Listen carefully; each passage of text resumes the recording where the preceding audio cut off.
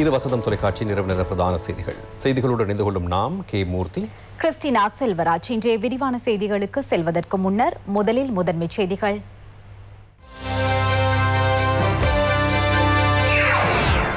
Easter தாக்குதல் குறித்து police மா அதிபரோ புலனாய்வு பிரிவு தலைவரோ தன்னிடம் எதனையும் கூறவில்லை என முன்னாள் STF கட்டளை தளபதி குற்றச்சாட்டு.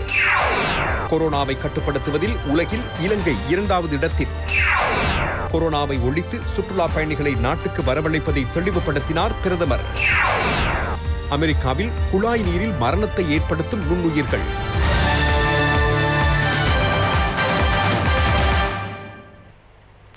அவை எமது முதன்மைச் செய்திகள். இனி விரிவான செய்திகள். ஈஸ்டர் தாக்குதல் தொடர்பாக ஏப்ரல் 20ஆம் தேதி வெளியிடப்பட்ட வெளிநாட்டு புலனாய்வு தகவல்கள் குறித்து முன்னாள் போலீஸ் மா அதிபரோ அரசு புலனாய்வுத்துறை தலைவரோ எந்த ஒரு சந்தர்ப்பத்திலும் தன்னை அறிவுறுத்தவில்லை என போலீஸ் விசேட அதிரடிப்படையின் முன்னாள் கட்டளை அதிகாரி ஓய்வு பெற்ற சிரேஷ்ட பிரதி போலீஸ் மா அதிபர் MR லத்தீப் தெரிவித்துள்ளார். ஈஸ்டர் தாக்குதல் தொடர்பாக கண்டறியும் ஜனாதிபதி ஆணைக்குழுவில் அவர் நேற்று சாட்சியமளித்தார். இதே நேரம் தேசிய பாதுகாப்பு கவுன்சிலில் முன்வைக்கப்பட்ட விடயங்களின்படி இஸ்லாமிய தீவிரவாதத்தின் ஊடாக நாட்டின் தேசிய பாதுகாப்பிற்கு அழுத்தங்கள் ஏற்படும் என சந்தேகித்த போதிலும் இதுபோன்ற பாரிய அச்சுறுத்தல் ஏற்படலாம் என அந்த சந்தர்ப்பத்தில் நினைக்கவில்லை என்றும் முன்னாள் ஜனாதிபதியின் செயலாளர் ஆஸ்டின் பெர்னாண்டோ ஆணைக்குழுவில் தெரிவித்தார். ஏப்ரல் 4ஆம் தேதி வெளியிடப்பட்ட புலனாய்வு தகவல்கள் உங்களுக்கு கிடைத்ததா என அரசு மேலதிக சொலிசிட்டர் ஜெனரல் வினவிய போது 2019 ஏப்ரல் 9ஆம் தேதி மாலை 6:43 அளவில் அது தனக்கு கிடைத்ததாக தெரிவித்தார். 2019 ஏப்ரல் 9ஆம் தேதி உங்களுக்கு இந்த கடிதம் கிடைப்பதற்கு முன்னர் போலீஸ் மா அதிபர் தொடர்பு கொண்டாரா என வினவிய கேள்விக்கு இல்லை என்றும் அதன் பின்னர் ஒரு தினம், அதாவது ஏப்ரல் 10ஆம் தேதி தான் போலீஸ் மா அதிபரை தொடர்பு கொண்டதாகவும் தெரிவித்தார். அப்போது தான் பிரான்சில் பயிற்சிக்கு சென்றிருந்ததாகவும் பயிற்சியை முடித்துக் கொண்டு நாடு திரும்பியதாக தெரிவிப்பதற்கு போலீஸ் மா அதிபரை தொடர்பு கொண்டதாகவும் அவர் குறிப்பிட்டார். தான் இலங்கையில் இல்லாத போது ஏதேனும் விசேட சம்பவங்கள் இடம்பெற்றதா என தான் அவரிடம் கேட்டதாகவும் அப்படி எந்த விசேட சம்பவமும் இடம்பெறவில்லை என அவர் தெரிவித்ததாகவும் கூறினார். அஸ்ஸலாமு அலைக்கும், வெல்கம் என கூறி அவர் தொலைபேசியை துண்டித்து விட்டார். ஏப்ரல் 20ஆம் தேதிக்கு முன்னர் போலீஸ் மா அதிபர் உங்களோடு தொலைபேசியில் அல்லது கூட்டம் ஒன்றின் போது தொடர்பு கொண்டாரா என வினவிய கேள்விக்கு பல கூட்டங்களில் கலந்து கொண்டதாகவும் தன்னிடம் குறிப்பு புத்தகம் இருப்பதாகவும் அந்த புத்தகத்தில் கூட்டங்கள் மற்றும் விசேட விடயங்கள் தொடர்பாக பதிவிடுவதாகவும் தெரிவித்தார். ஏப்ரல் 11ஆம் தேதி பாதுகாப்பு செயலாளரை சந்தித்ததாகவும் அங்கு போதைப்பொருள் ஒழிப்பு மற்றும் குற்றச்செயல்களை தடுப்பது தொடர்பாக பேசியதாகவும் 11ஆம் தேதி சந்திப்பின் பின்னர் போலீஸ் மா அதிபரை சந்தித்ததாகவும் அவர் தெரிவித்தார். சுமார் 25 நிமிடங்கள் அவரோடு பேசியதாகவும் ஏப்ரல் 19ஆம் தேதி மாலை நிலந்த ஜெயவர்தன என்னோடு தொடர்பு கொண்டு 16ஆம் தேதி இடம்பெற்ற காத்தான்குடி வடி சம்பவம் பற்றியும் வினவினார். அதன் பின்னர் ஒரு தினம் அறிக்கையொன்றை பெற்று இரவு 7:30 அளவில் இது பற்றி நிலந்தவுக்கு தெளிவுபடுத்தினேன். பின்னர் இந்திய அலுவலக அதிகாரி ஒருவரை சந்தித்ததாகவும் ஏப்ரல் 20ஆம் தேதி அந்த சந்திப்பு இடம்பெற்றதாகவும் தெரிவித்த அவர் புலனாய்வு தகவல் ஒன்று கிடைத்ததா என அவர் வினவியதாகவும் விசேட ஹோட்டல்கள் மீது தாக்குதல்கள் நடத்துவதாக கூறப்பட்டதாகவும் அவர் கூறினார். புலனாய்வுத்துறை தலைவர் நிலந்த ஜெயவர்தனவை தொடர்பு கொண்டு நான் இது பற்றி விளக்கம் கூறியதாகவும் அவர் இந்த தகவல்கள் குறித்து என்னிடம் கூறாமைக்கான காரணம் என்னவென இன்றும் எனக்கு பிரச்சனையாகவே உள்ளதென தெரிவித்தார். இந்த விடயம் பற்றி நீங்கள் நிலந்தவிடம் கேட்கவில்லையா என ஆணைக்குழு வினவிய போது இல்லை என்றும் வெடி சம்பவம் பற்றியே பேசியதாகவும் புலனாய்வு தகவல்கள் குறித்து எழுத்து மூலம் அறிவிப்பார் என்றே தான் நினைத்தேன் என தெரிவித்தார். சஹ்ரான் கிழக்கில் இருப்பதாக நீங்கள் அறிந்து வைத்திருந்தீர்களா என சொலிசிட்டர் ஜெனரல் வினவிய போது தாக்குதலுக்கு பின்னர் ஏப்ரல் 22ஆம் தேதி கூடிய பாதுகாப்பு கவுன்சிலிலேயே தான் இது பற்றி அறிந்து கொண்டதாகவும் அவர் தெரிவித்தார். முன்னாள் பாதுகாப்பு கவுன்சிலுக்கு தான் அழைக்கப்படுவதாகவும் பின்னர் அழைக்கவில்லை என்றும் தெரிவித்த அவர் சாகர ரத்நாயக்க, ரஞ்சித் மத்தும்ப பண்டார மற்றும் அமைச்சின் செயலாளராக இருந்த ஜகத் பி விஜய் வீர ஆகியோரிடம் எம்மையும் பாதுகாப்பு கவுன்சிலுக்கு அழைக்க முடியுமா என கேட்டபோதும் எம்மை அழைக்கவில்லை என தெரிவித்தார். முன்னாள் ஜனாதிபதியின் செயலாளர் ஆஸ்டின் பெர்னாண்டோ சாட்சியம் அளிக்கையில் அரசு புலனாய்வுத்துறை பணிப்பாளர் நிலந்த ஜெயவர்தன பல சந்தர்ப்பங்களில் இஸ்லாம் தீவிரவாதம் குறித்து பாதுகாப்பு குறித்தும் விளக்கம் அளித்தார். அதனூடாக தேசிய பாதுகாப்புக்கு எந்தளவு அச்சுறுத்தல் ஏற்படும் என எம்மால் புரிந்து கொள்ள முடியாது போனாலும் ஏதேனும் குழப்பம் ஏற்படலாம் என தெரிந்து வைத்திருந்தோம் என குறிப்பிட்டார். NDJ செயற்பாடுகள் குறித்து பாதுகாப்பு கவுன்சிலில் பேசப்பட்டதா என வினவிய போது அதனை உறுதியாக கூற முடியாது என தெரிவித்தார். இஸ்லாம் தீவிரவாத செயற்பாடுகள் குறித்து பாதுகாப்பு பேரவையில் பேசும்போது முன்னாள் ஜனாதிபதி கூறியவை நினைவிருக்கிறதா என ஆணைக்குழு வினவியது. விசடமாக எதுவும் இல்லை, விசாரணைகளை முன்னெடுக்குமாறு அவர் கூறினார். பிரதமர் என்ன நிலைப்பாட்டில் இருந்தார் என வினவிய போது பல சந்தர்ப்பங்களில் அவர் செவிமடுத்ததை மாத்திரமே செய்தார். கடந்த அரசாங்கத்தின் போது பாதுகாப்பிலும் பார்க்க சக வாழ்விற்கே முன்னுரிமை அளிக்கப்பட்டது என்பதாக ஆணைக்குழுவில் சாட்சியம் அளிக்கப்பட்டுள்ளது. அதனை ஏற்றுக்கொள்வீர்களா என வினவிய போது பாதுகாப்பிலும் பார்க்க சக வாழ்வில் முன்னுரிமை அளிக்கப்பட்டதை ஏற்றுக்கொள்ள முடியாது. எனினும் முன்னரை விட சக வாழ்விற்கு முன்னுரிமை அளிக்கப்பட்டது. 19வது சீர்திருத்தத்தில் ஜனாதிபதியின் பொறுப்பில் தேசிய ஐக்கியமும் சக வாழ்வும் உள்ளடக்கப்பட்டிருந்தது. இதற்கென பிரத்யேக அமைச்சும் ஏற்படுத்தப்பட்டிருந்ததாக அவர் தெரிவித்தார். சீன ஆய்வு நிறுவனம் ஒன்று நடத்திய கணிப்பீட்டின்படி COVID-19 உலக அனர்த்தத்தை கட்டுப்படுத்துவதில் இலங்கை உலகின் 2வது இடத்தில் இருப்பதாக தெரிவிக்கப்படுகின்றது. கடந்த 22ஆம் தேதி இது தொடர்பிலான அறிக்கை வெளியிடப்பட்டிருந்தது. சீன நிதி புலனாய்வு நிறுவனமான ஈக்வாய் குளோபல் ஆய்வு நிறுவனம் இந்த கணிப்பீட்டை நடத்தியுள்ளது. இதன்படி இலங்கை உலகின் 2வது இடத்தில் உள்ளது. இலங்கை COVID-19 உலக அனர்த்தத்தை தடுப்பதற்கு மேற்கொண்ட நடவடிக்கைகள், பொருளாதாரம் மீள்கட்டியெழுப்பப்படுவது, சர்வதேச ஒருங்கிணைப்பு தொடர்பாக மதிப்பீடு செய்து இலங்கை 2ஆம் இடத்தில் காணப்படுகின்றது. இந்த கணிப்பீட்டில் 108 நாடுகள் இணைக்கப்பட்டிருந்தன. COVID-19 அனர்த்தத்திற்கு வெற்றிகரமாக முகம் கொடுத்த நாடுகள் வரிசையில் சீனா முதல் இடத்தில் உள்ளது. இக்கணிப்பீட்டின்படி COVID-19 வைரஸை வெற்றிகரமாக கட்டுப்படுத்த முடிந்த நாடுகளில் சீனா, இலங்கை, தென்கொரியா, Myanmar, Australia, Thailand, New Zealand, Vietnam, Cambodia, Ghana ஆகிய 10 நாடுகள் முன்னிலை வகிக்கின்றன. இது தொடர்பாக ராணுவ தளபதி லெப்டினன்ட் ஜெனரல் ஷவேந்திர சில்வா கருத்து வெளியிட்டுள்ளார். நாம் 2ஆம் இடத்தில் அல்ல, 1ஆம் இடத்தில் இருக்க வேண்டும். நாம் 2ஆம் இடத்தில் எங்கும் இருக்கவில்லை. இது ஒரு அதிசயம் அல்ல. இலங்கையில் கோவிட் மார்ச் 11ஆம் தேதி பரவ ஆரம்பித்தது. ஏப்ரல் 30ஆம் தேதிக்குள் 50 நாட்களுக்குள் ஜனாதிபதி பிரதமர் தலைமையிலான அரசாங்கம் இதனை முழுமையாக கட்டுப்படுத்தியது. சுகாதார தரப்பினர், முப்படையினர், போலீசார், சகல தரப்பினரும் இணைந்து கோவிட் பரவுவதை கட்டுப்படுத்தினோம். மக்களும் பாரிய அர்ப்பணிப்புகளை செய்தனர். துரதிர்ஷ்டவசமாக மக்கள் மீண்டும் முகக்கவசங்களை அகற்றியுள்ளனர். இன்று மீண்டும் சில விடயங்களை கேள்வியுற்று முகக்கவசங்களை அணிவார்கள். இலங்கையில் கோவிட் தொற்றாளர்கள் வைத்தியசாலைகளில் இன்னும் இருப்பதனால் சகல சந்தர்ப்பங்களிலும் முகக்கவசம் அணிவது சிறந்தது. சுகாதார தரப்பினரின் ஆலோசனைகளை பின்பற்ற வேண்டும். இலங்கையில் 3349 கொரோனா தொற்றாளர்கள் கண்டுபிடிக்கப்பட்டனர். இவர்களில் 3208 பேர் பூரண குணமடைந்துள்ளனர். கடந்த 24 மணித்தியாலங்களுக்குள் 22 தொற்றாளர்கள் பூரணமாக குணமடைந்து வைத்தியசாலைகளிலிருந்து வெளியேறியுள்ளதாக சுகாதார சுதேச மருத்துவத்துறை அமைச்சு தெரிவித்துள்ளது. கொரோனா என உறுதிப்படுத்தப்பட்ட 128 பேர் மாத்திரம் வைத்தியசாலைகளில் சிகிச்சை பெற்று வருகின்றனர். மேல் மாகாணத்தில் மேற்கொள்ளப்பட்ட விசேட சுற்றிவளைப்பின் போது கடந்த 24 மணித்தியாலங்களுக்குள் பல்வேறு குற்றச்செயல்கள் தொடர்பாக 484 பேர் போலீசாரினால் கைது செய்யப்பட்டனர். மேல் மாகாண சிரேஷ்ட பிரதி போலீஸ் மாதிபர் தேசபந்து தென்னக்கோனின் பணிப்புரைக்கு அமைய இம்முற்றுகைகள் மேற்கொள்ளப்பட்டுள்ளன.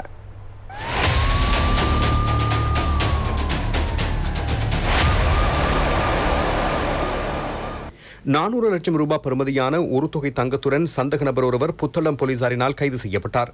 புத்தளம் தலுவ பகுதியில் வைத்து இவர் கைது செய்யப்பட்டார். சந்தக நபர் மோட்டார் சைக்கிள் ஒன்றில் தங்கத்தை எடுத்து செல்லும் போது கைது செய்யப்பட்டார். 4.5 கிலோ தங்கத்தையே இவர் எடுத்துச் சென்றுள்ளார். கடல் மார்க்கமாக இவை இந்தியாவுக்கு எடுத்து செல்லப்படவிருந்ததாக விசாரணைகளில் இருந்து தெரிய வந்துள்ளது.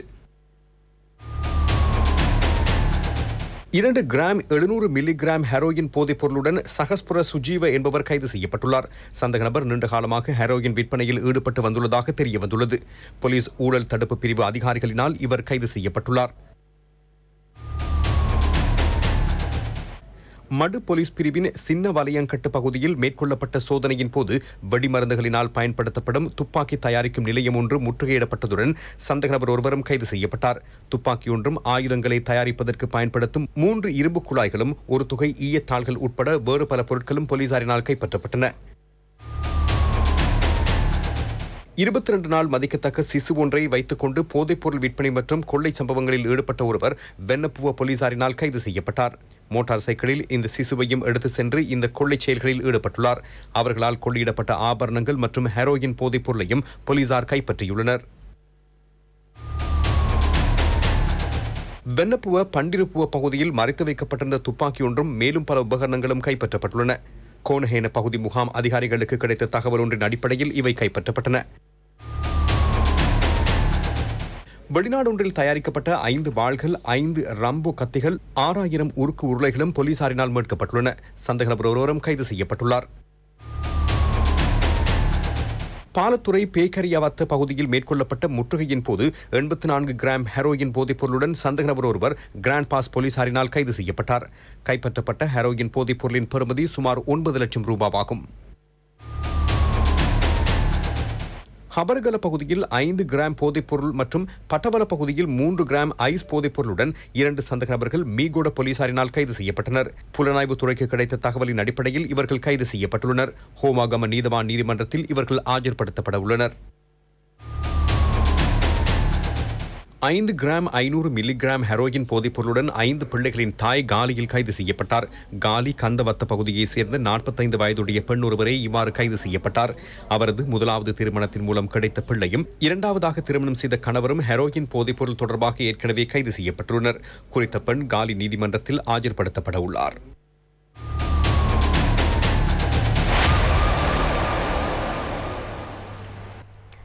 20வது திருத்தச் சட்டத்தில் நாட்டை பாதிக்கக்கூடிய எந்த ஒரு விடயமும் அடங்கவில்லை என வெளியுறவு அமைச்சர் தினேஷ் குணவர்தன தெரிவித்துள்ளார். இன்று வவுனியாவுக்கு விஜயம் செய்த போதே அவர் இதனை தெரிவித்துள்ளார்.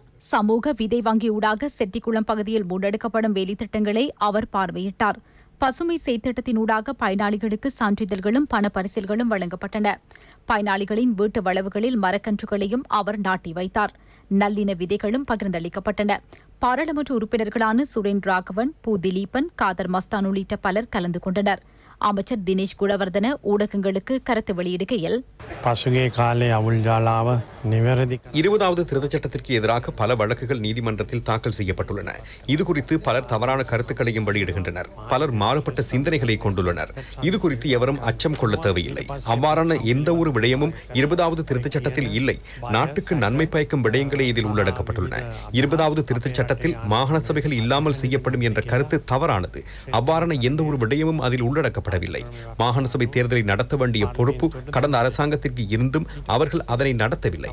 மாகாண சபை தொடர்பில் எந்த ஒரு மாற்றங்களும் புதிய அரசியலமைப்பு சீர்திருத்தத்தில் உள்ளடக்கப்படவில்லை. இந்தியாவுடனான எமது உறவில் எந்த பாதிப்பும் ஏற்படாது. ඉදිරිපත් කරන්න පුළුවන් පැත්සමක් මගෙන් ශ්‍රේෂ්ඨ අධිකරණයට එම නැත්නම් පාර්ලිමේන්තුවේ අදහස් ඉදිරිපත් කරන්න පුළුවන්. கடந்த ஆட்சியாளர்களுக்கு ஆதரவு வழங்கிய அரசியல்வாதிகளினால் பாதிக்கப்பட்ட மக்களுக்கு எதனையும் பெற்றுக் கொடுக்க முடியவில்லை என தமிழ் மக்கள் விடுதலை புலிகள் கட்சியின் செயலாளர் பி பிரசாந்தன் தெரிவித்துள்ளார். வெறும் தமிழ் தேசியத்தையும் அல்லது தமிழ் மக்களின் உரிமைகளை பாதுகாக்கப் போகின்றோம் என்று கூறிக்கொண்டிருந்தவர்களின் ஆட்சி காலத்தில், குறிப்பாக ஐக்கிய தேசிய கட்சிக்கு ஆதரவு வழங்கிய காலகட்டத்தில் அவர்களால் அந்த கம்பர்லி என்கின்ற சிங்கள சொல்லுக்கு தமிழ் சொல்லே மாற்ற முடியாதவர்கள் எப்படி தமிழர்களுக்கான தீர்வை பெற்றுத்தரப் போகின்றார்கள் என்று பலர் கேள்வி கேட்டிருந்தார்கள். அது கூட ஒரு பக்கச்சார்பாக உண்மையில் தேவையுள்ள இடங்களுக்கு சேவை சென்றடையவில்லை. வருகின்ற 5 வருடத்துக்குள் இந்த மாவட்டம் அபிவிருத்தியில் முன்னோக்கி செல்வதற்கான வழி நிச்சயமாக கிடைக்கும் என்றால் மட்டக்களப்பு மாவட்டம் சகல வளங்களும் உள்ள மாவட்டம். ஆனால் இங்கே தொடர்ந்து நாங்கள் வறுமையில் இருக்கின்றோம். அதற்கு காரணம் ஒழுங்கான வள பயன்பாடு இல்லை. அதே போன்று இந்த பிரதேசத்திலிருந்து தெரிவு செய்யப்படுகின்ற நாடாளுமன்ற உறுப்பினர்களும் மக்களை பற்றி சிந்திக்காத விடயம். விற்பனையை இலகுபடுத்தும் வகையில் தேங்காயின் சுற்றளவை அளப்பதற்கு நுகர்வோர் அதிகார சபையினால் கருவியொன்று அறிமுகப்படுத்தப்பட்டுள்ளது. தேங்காயை அளவிடும் புதிய கருவி சந்தைக்கு அறிமுகப்படுத்தப்பட்டுள்ளது. நுகர்வோர் அதிகார சபை தேங்காயொன்றை விற்பனை செய்யக்கூடிய அதி உயர் சில்லறை விலையை கடந்த 25ஆம் தேதி வர்த்தமானியில் வெளியிட்டுள்ளது. தேங்காயொன்றின் சுற்றளவை வைத்து விலை தீர்மானிக்கப்படும். 13 அங்குலத்திலும் கூடிய தேங்காயொன்றின் விலை 70 ரூபாவாகும். 12 தொடக்கம் 13 அங்குல சுற்றளவை கொண்ட தேங்காயொன்றின் விலை 65 ரூபாவாகும். 12 அங்குலத்திலும் குறைந்த சுற்றளவு கொண்ட தேங்காய் 60 ரூபாவிற்கு விற்பனை செய்ய முடியும். இந்த விலைகளின் கீழ் தேங்காய் விற்பனை செய்வது தொடர்பாக வினவிய போதிலும் பல இடங்களில் இந்த அளவை கருத்தில் கொண்டு தேங்காய் விற்பனை செய்யப்படவில்லை என்பதை அவதானிக்க முடிந்தது. தேங்காயின் சுற்றளவை அளப்பதற்கு கருவியொன்றை அறிமுகம் செய்ய நுகர்வோர் அதிகார சபை நடவடிக்கை எடுத்தது. இதுகுறித்து ஊடக சந்திப்பும் இடம்பெற்றது. நுகர்வோர் அதிகார சபையின் முற்றுகை பிரிவு அதிகாரிகள் இன்று நாராயணபேட்டை பொருளாதார மத்திய நிலையம், தெம்படகொட பொதுச்சந்தை ஆகியவற்றிற்கு விஜயம் செய்தனர். அங்கு தேங்காயின் விலை மற்றும் அளவிடும் கருவிகள் தொடர்பாக வர்த்தகர்கள் அறிவுறுத்தப்பட்டனர். இதே நேரம் நுகர்வோர் உரிமைகளை பாதுகாக்கும் தேசிய அமைப்பு இன்று நாராயணபேட்டை வாராந்த சந்தையில் தேங்காய் விலை தொடர்பாக கண்காணித்தது. இன்று உலக சுற்றுலா தினமாகும். உலகின் பல நாடுகளின் கவர்ச்சிகரமான இடங்களை பார்வையிட சுற்றுலா பயணிகள் பேரார்வம் காட்டி வருகின்றனர். சுற்றுலாத்துறையை மேம்படுத்தும் நோக்கில் ஐக்கிய நாடுகள் தாபனம் 1980ஆம் ஆண்டு உலக சுற்றாடல் தினத்தை பிரகடனப்படுத்தியது. அன்று முதல் ஆண்டுதோறும் செப்டம்பர் 27ஆம் தேதி உலக சுற்றுலா தினம் அனுஷ்டிக்கப்படுகின்றது. சுற்றுலா மற்றும் கிராமிய அபிவிருத்தி என்பதே இம்முறை துணிப்பொருளாகும். நீண்டகால பொருளாதார அபிவிருத்தியை எட்டுவதற்காக அடிமட்டத்திலிருந்து மக்களை மையமாக கொண்டு தொழில்நுட்பத்தை அடிப்படையாக கொண்ட நிலையான அபிவிருத்தியை சுற்றுலாத்துறையை மேம்படுத்துவதே உலக சுற்றுலா தினத்தின் நோக்கமாகும்.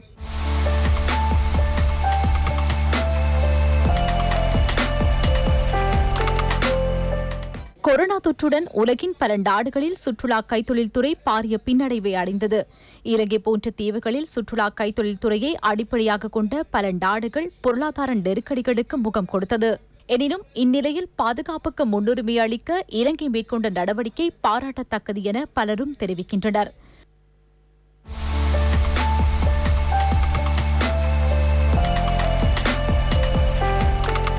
love it very much. Beautiful country, beautiful people, amazing. They have a good connection with the people.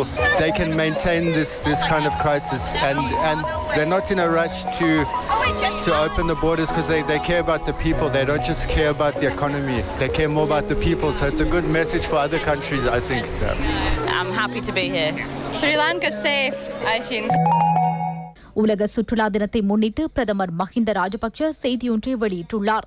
சுற்றுலா கைத்தொழில்துறை புதிய திசையை நோக்கி பயணிக்கும் இக்காலகட்டத்தில் சர்வதேச சுற்றுலா தினம் அனுஷ்டிக்கப்படுகின்றது. நீண்ட கலாசார பாரம்பரிய வரலாற்றை கொண்ட இலங்கை போன்றதொரு நாடு சுற்றுலா தினத்தை கொண்டாடும் இந்த சந்தர்ப்பத்தில் பல்வேறு விடயங்கள் எமக்கு நினைவூட்டுகின்றது. உலக சுற்றுலா பயணிகள் இலங்கையின் இயற்கை வளங்களையும் சீரான காலநிலையையும் விரும்புகின்றனர். சாதாரண வாழ்க்கை, வரலாற்று ரீதியிலான இடங்கள் போன்றவற்றை பார்வையிடுவதிலும் அவர்கள் ஆர்வம் காட்டுவதாக பிரதமர் தனது செய்தியில் குறிப்பிட்டுள்ளார். உலகில் பெருமையுடன் முன்னேறி வரும் இலங்கை போன்றதொரு நாடு கொரோனா தொற்றுக்கு மத்தியில் சுற்றுலா கைத்தொழில் துறையை மேம்படுத்துவதற்கு சகல நடவடிக்கைகளையும் மேற்கொண்டுள்ளதாக பிரதமர் தனது அறிக்கையில் தெரிவித்துள்ளார்.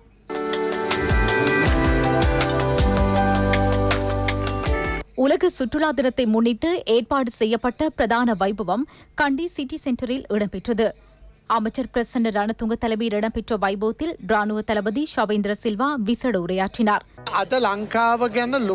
இன்று இலங்கை மீது சர்வதேச ரீதியில் பாரிய நம்பிக்கை ஏற்பட்டுள்ளது. கோவிட்-19 தொற்றை கட்டுப்படுத்துவதில் இலங்கை முன்னுதாரணமாக திகழ்கிறது. கோவிட் வைரஸ் பரவுவதை தடுத்து சுற்றுலாத்துறை மேம்படுத்தினால் அதில் இலங்கை முன்னணி வகிக்கும் நாடாகும். வரலாற்றில் ஒருபோதும் இல்லாத வகையில் இத்துறையில் ஈடுபடுவோருக்கு பல்வேறு சலுகைகளை பெற்றுக் கொடுக்க அமைச்சரவை பத்திரம் சமர்ப்பிக்கப்பட்டுள்ளது.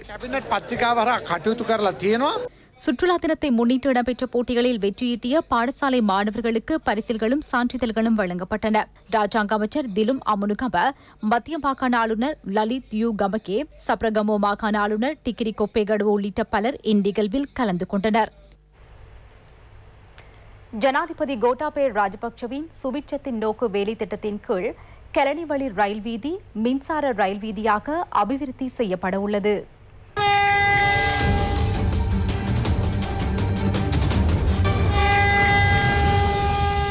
கெலனி வழி ரயில் வீதியை அபிவிருத்தி செய்யும் வேலைத்திட்டத்தின் முதல் கட்டமாக வீதியின் இருமருங்கிலும் பாதுகாப்பற்ற முறையில் வசித்து வரும் மக்களை அகற்றி புதிதாக வீடுகள் பெற்றுக் கொடுக்கப்பட உள்ளன.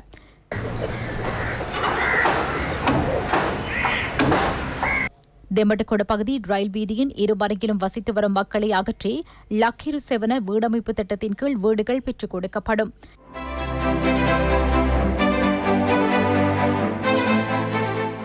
இதுவரை 70 குடும்பங்களைச் சேர்ந்த மக்கள் குடியமர்த்தப்பட்டுள்ளதுடன் இதற்கென 280 மில்லியன் ரூபாய் செலவிடப்பட்டுள்ளது. மேலும் சுமார் 100 வீடுகள் விரைவில் பெற்றுக் கொடுக்கப்பட உள்ளன. ஆசிய அபிவிருத்தி வங்கியின் நிதி உதவியில் நிர்மாணிக்கப்படும் புதிய மின்சார ரயில் வீதி போக்குவரத்து அமைச்சு மற்றும் இலங்கை ரயில்வே திணைக்களத்தின் கண்காணிப்பின் கீழ் முன்னெடுக்கப்படும். கெலனி வழி ரயில் வீதியின் இருமருங்கிலும் இருந்த பொதுமக்களுக்கு 1630 வீடுகளை பெற்றுக் கொடுக்க திட்டமிடப்பட்டுள்ளது.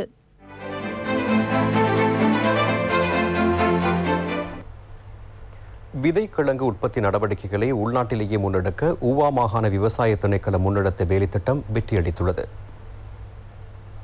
விதைக்கிழங்கை தேசிய ரீதியில் பெற்றுக்கொள்வதற்கான வேலைத்திட்டம் வலிமட வக்கடஹின பிரதேசத்தில் ஆரம்பிக்கப்பட்டது. உயர் தரத்திலான விதைக்கிழங்கினூடாக கிழங்கு உற்பத்தியை மேற்கொள்வதற்கான விதை கிழங்கு விவசாயிகளுக்கு வழங்கப்படுவதோடு பயிற்சிகைக்கு தேவையான தொழில்நுட்ப ரீதியான அறிவும் பெற்றுக் கொடுக்கப்படுகின்றது. அதன் அடிப்படையில் மேற்கொள்ளப்பட்ட உருளைக்கிழங்கு பயிற்சிகை வெற்றியளித்துள்ள நிலையில் தற்போது அறுவடை மேற்கொள்ளப்படுகின்றது. பதுளை மாவட்டத்தில் உள்ள 45 விவசாயிகள் இவ்வேலை திட்டத்தில் இணைந்துள்ளனர். ஒரு ஏக்கருக்கு விதைக்கிழங்கிற்காக விவசாயிகளுக்கு 25,000 ரூபாவை செலவிட வேண்டியுள்ளது. புதிய விதைக்கிழங்கை பயன்படுத்துவதனூடாக 10,000 ரூபாவை மாத்திரமே செலவிட வேண்டியுள்ளது. அதேபோன்று ரசாயன உரப்பாவனை குறைத்து சேதன பசலை பயன்பாட்டை அதிகரிக்கும் வகையிலும் கிழங்கு செய்கை மேற்கொள்ளப்படுகின்றமை விசேட அம்சமாகும். இந்நிலையில் விதை கிழங்குக்காக வெளிநாடுகளுக்கு பெருமளவு பணத்தை செலவிடுவதை இதனூடாக குறைத்துக் கொள்ள முடியும் என்பதும் குறிப்பிடத்தக்கது. கல்முனை சாய்ந்தமருது பகுதியில் உள்ள குடியிருப்புகளை நோக்கி யானைகள் கூட்டம் கூட்டமாக வருகை தருவதனால் பிரதேசவாசிகள் பெரும் அச்சத்தில் காணப்படுவதாக எமது செய்தியாளர் தெரிவிக்கின்றார். கல்முனை கிரீன் பில்ட் வீட்டு திட்ட பகுதியில் கொட்டப்படும் குப்பைகளை உண்பதற்காக யானைகள் அடிக்கடி படையெடுக்கின்றன. குப்பைகளை நோக்கி வரும் யானைகள் வீட்டு திட்ட சுவர்களையும் உடைத்து நாசம் செய்துள்ளன. இதனால் மக்கள் பீதியடைந்துள்ளனர். குப்பைகளை கொட்டுவதை தடுப்பது தொடர்பில் கல்முனை மாநகர சபை அதிகாரிகளை அறிவுறுத்தியும் முறையான தீர்வு இதுவரை கிடைக்கவில்லை என மக்கள் சுட்டிக்காட்டியுள்ளனர். குப்பை கொட்டுறதால எங்களுக்கு நிச்சயம் பயங்கரமா இருக்கு. இந்த யானை வாரு நாங்க குஞ்சு குழந்தையில வச்சு இருக்கோம். இந்த யானையை தயவு செய்து எங்களுக்கு நிப்பாட்டி தர. பகலைக்கு போறதையும் இரவைக்கு வாரதுமா இருக்கின்றது. அதை பிடிக்கவும் மேல வரது இல்லைன்னு வருது. நீங்களாவது எங்களுக்கு ஒரு உதவி கொள்ளுமாறு மிகவும் பணிவான்படம் பண்ணிக் கொள்கின்றோம். வினவனங்கு அதிகாரிகளுக்கு நாங்கள் அறிவித்தும் கூட இதை கவனத்துக்கு எடுத்துக் கொள்ளவில்லை. அதால இப்ப யானைகள் மினிமம் 40, 50, 60க்கும் மேற்பட்ட யானைகள் வீட்டு திட்டத்தில் அட்டகாசம் செய்து கொண்டிருக்கிறது. வாழைச்சேனை போலீஸ் பிரிவிற்குட்பட்ட புலிபாய்ந்தகல் பகுதியில் அனுமதி பத்திர விதிமுறைகளை மீறி மணல் ஏற்றிச் சென்ற 2 உளவு இயந்திரங்களுடன் 2 சந்தேக நபர்கள் கைது செய்யப்பட்டனர். வாழைச்சேனை பகுதியில் சட்டவிரோத மணல் அகழ்வு மற்றும் மரக்கடத்தல்கள் தொடர்ந்து இடம்பெற்று வருகின்றன. இதனை தடுப்பதற்காக வாழைச்சேனை போலீஸ் நிலையத்தில் விசேட குழு ஒன்று செயற்பட்டு வருவதாக உதவி போலீஸ் அத்தியட்சகர் GCN ஜெயசுந்தர் தெரிவித்துள்ளார். வாழைச்சேனை போலீஸ் நிலைய பொறுப்பதிகாரி தனஞ்சய பெரமுன தலைமையிலான விசேட குழு இம்முற்றுகையை மேற்கொண்டுள்ளது. கிளிநொச்சி பூநகரி அரசபுரம் காட்டிலிருந்து சட்டவிரோதமாக வெட்டப்பட்ட முதிரை மரக்குற்றிகளும் பாலை தீராந்திகளும் மீட்கப்பட்டன. டிப்பர் ரக வாகனம் ஒன்றில் இவை எடுத்து செல்லப்பட்ட போது இன்று அதிகாலை கைப்பற்றப்பட்டன. கற்களால் மறைக்கப்பட்டு எடுத்து செல்ல முற்பட்ட போது போலீசார் இதனை மீட்டுள்ளனர். பளை மற்றும் யாழ்ப்பாணத்தை சேர்ந்த 2 கைது செய்யப்பட்டுள்ளனர். மட்டக்களப்பு தம்பனாவெளி பகுதியில் நவீன முறையில் மேற்கொள்ளப்பட்டு வந்த கசிப்பு உற்பத்தி நிலையம் மதுவரி திணைக்கள அதிகாரிகளினால் முற்றுகையிடப்பட்டது. போதைப்பொருள் பாவனையை கட்டுப்படுத்தும் வகையில் மதுவரி திணைக்களம் தொடர்ச்சியாக சட்டவிரோத மதுபான உற்பத்தி நிலையங்களை முற்றுகையிட்டு வருகின்றன. கசிப்பு காய்ச்சுவதற்கு பயன்படுத்தப்பட்ட நவீன உபகரணங்கள் கோடா என்பனவும் மீட்கப்பட்டன. மட்டக்களப்பு களுவாஞ்சிக்குடி போலீஸ் பிரிவிற்குட்பட்ட தேட்டாத்தீவு பகுதியில் நேற்று மாலை இடம்பெற்ற வாகன விபத்தில் வீதியோரம் வியாபாரத்தில் ஈடுபட்டுக் கொண்டிருந்த காத்தான்குடியை சேர்ந்த 12 வயது சிறுவன் ஒருவன் உயிரிழந்தான். வீதியோரம் முச்சக்கர வண்டி சாரதியுடன் உரையாடிக் கொண்டிருந்த சிறுவன் மீது மோட்டார் கார் ஒன்று மோதுண்டுள்ளது. சிறுவன் ஸ்தலத்திலேயே உயிரிழந்ததுடன் முச்சக்கர வண்டியும் மோட்டார் காரும் சேதமடைந்தன. மன்னார் பெரிய கரிசல் பகுதியில் வைத்து 1024 கிலோ மஞ்சள் கைப்பற்றப்பட்டது. லொரியொன்றில் இவை மறைத்து வைக்கப்பட்டு எடுத்து செல்லப்பட்ட போது பேசாலை போலீசாரினால் இவை கைப்பற்றப்பட்டுள்ளன. லொரி எவரும் இல்லாமல் நிறுத்தி வைக்கப்பட்டிருந்த நிலையில் போலீஸ் நிலையத்திற்கு எடுத்து செல்லப்பட்டுள்ளது. பேசாலை போலீசாரினால் 3 தடவைகள் மஞ்சள் கடத்தல்கள் முறியடிக்கப்பட்டுள்ளமை குறிப்பிடத்தக்கது. நாட்டின் பல பாகங்களில் இடம்பெற்ற நிகழ்வுகளின் தொகுப்பு அடுத்து. வரலாற்று சிறப்புமிக்க வன்னியம்பதி ஸ்ரீ வேங்கட வரதராஜ பெருமாள் ஆலயத்தின் வருடாந்த மகோத்சவ பெருவிழாவின் தேர் திருவிழா வெகு விமர்சையாக இடம்பெற்றது. விசேட அபிஷேக ஆராதனைகள் இடம்பெற்று ஸ்ரீ வேங்கட வரதராஜ பெருமாள் சமேதரராக ஸ்ரீதேவி பூமாதேவி ஆகிய தெய்வங்களுக்கு விசேட அபிஷேகங்கள் இடம்பெற்று உள்வீதி வலம் வந்து வெளிவீதி உலாவாக தேரில் ஆரோகணித்தார். சமூக ரீதியில் சுற்றுலாத்துறை தொடர்பான உற்பத்தி பொருட்களின் கண்காட்சி மற்றும் சான்றிதழ் வழங்கும் நிகழ்வு திருகோணமலையில் இடம்பெற்றது. கிழக்கு மாகாண ஆளுநர் அனுராதா ஜஹம்பத் மற்றும் இலங்கைக்கான ஆஸ்திரேலிய தூதுவர் டேவிட் ஹாலி ஆகியோர் பிரதம அதிதிகளாக கலந்து கொண்டனர். சுற்றுலா பயிற்சி நெறிகளை நிறைவு செய்த 26 பேருக்கு சுற்றுலா வழிகாட்டிகளுக்கான அனுமதி பத்திரங்களும் அடையாள அட்டைகளையும் கிழக்கு மாகாண சுற்றுலா பணியகத்தினால் அதன்போது வழங்கி வைக்கப்பட்டன. இன ரீதியான வன்முறைகளை தூண்டக்கூடிய வதந்திகளுக்கு பதிலளிக்கும் முறை தொடர்பாக இளைஞர் யுவதிகளுக்கு பயிற்சி அளிக்கும் 2 நாள் செயலமர்வு ஒன்று அக்கறை பெற்று தம்பட்டை ஸ்வாட் மண்டபத்தில் இடம்பெற்றது. இளைஞர்கள் மத்தியில் நல்லிணக்கத்தை ஏற்படுத்துதல், இன பாகுபாட்டை கலைத்தல், ஒற்றுமையையும் புரிந்துணர்வையும் வலுப்படுத்துதல் ஆகிய நோக்கில் இச்செயலமர்வு இடம்பெற்றது. நெடுங்கணி ஒலுமடு வெடுக்கனாரிமலை ஆதிலிங்கேஸ்வரர் ஆலய வருடாந்த பொங்கல் உற்சவம் வெகு சிறப்பாக இடம்பெற்றது. வரலாற்று சிறப்புமிக்க வெடுக்கனாரிமலை ஆதிலிங்கேஸ்வரர் ஆலயத்தின் வருடாந்த திருவிழா கடந்த 17ஆம் தேதி ஆரம்பமாகி நேற்று நிறைவடைந்தது. ஜேசுதாச குருக்கள் தலைமையில் பூஜைகள் இடம்பெற்றன. பக்தர்களால் 100க்கும் மேற்பட்ட பானைகளில் பொங்கல் பொங்கி வழிபாடு இடம்பெற்றது. இரவு பொங்கல் பண்டிகை கால முறைப்படி ஆலய குருக்கள் மதுமித ராசாவினால் மடப்பண்டம் எடுத்து வரப்பட்டு கச்சை நேரப்பட்டு மடை பரவி பொங்கல் இடம்பெற்றது. இதில் ஆயிரக்கணக்கான பக்தர்கள் கலந்து கொண்டு ஆதி லிங்கேஸ்வரரை தரிசித்து நேர்த்து கடன்களை நிறைவேற்றினர். சிஹாரா கனாஹா ஹலால்தீன் எழுதிய 2 நூல்களின் வெளியீட்டு விழா கொழும்பு தேசிய நூலக கேட்போர் கூடத்தில் நேற்று இடம்பெற்றது. அவர் எழுதிய my best English activity book, student guide care, English grammar, essentials ஆகிய நூல்கள் வெளியிட்டு வைக்கப்பட்டன. விழாவின் பிரதம அதிதியாக சர்வதேச லயன் கழக முன்னாள் தலைவர் லயன் மகேந்திர அமர்சூரிய கலந்து கொண்டார். கௌரவ அதிதியாக டவர் ஹால் நிதியத்தின் பணிப்பாளர் சபை உறுப்பினர் இலக்கிய புரவலர் ஹாசிம் உமர் மற்றும் இலங்கைக்கான மலேசிய தூதரக முதலாவது செயலாளர் ஹைரி சகிதுல்லா அமான் ஆகியோர் விசேட அதிதிகளாகவும் கலந்து கொண்டனர். விழாவின் பிரதம அதிதி புரவலர் ஹாசிம் உமரிடமிருந்து 2 நூல்களின் முதல் பிரதிகளை பெற்றுக் கொண்டார். நூலாசிரியரின் புதல்வி செல்வி ஷபா ஹலால்தீன் வரவேற்புரை நிகழ்த்தினார். கலை நிகழ்வுகளும் இடம்பெற்றன. பெரும் எண்ணிக்கையிலானோர் இதில் கலந்து கொண்டனர். இத்துடன் வசந்தத்தின் இரவு நேர பிரதான செய்தி அறிக்கை நிறைவுக்கு வருகின்றது. எமது அடுத்த பிரதான செய்தியினை நாளை மதியம் 1 மணிக்கு எதிர்பாருங்கள். வணக்கம்.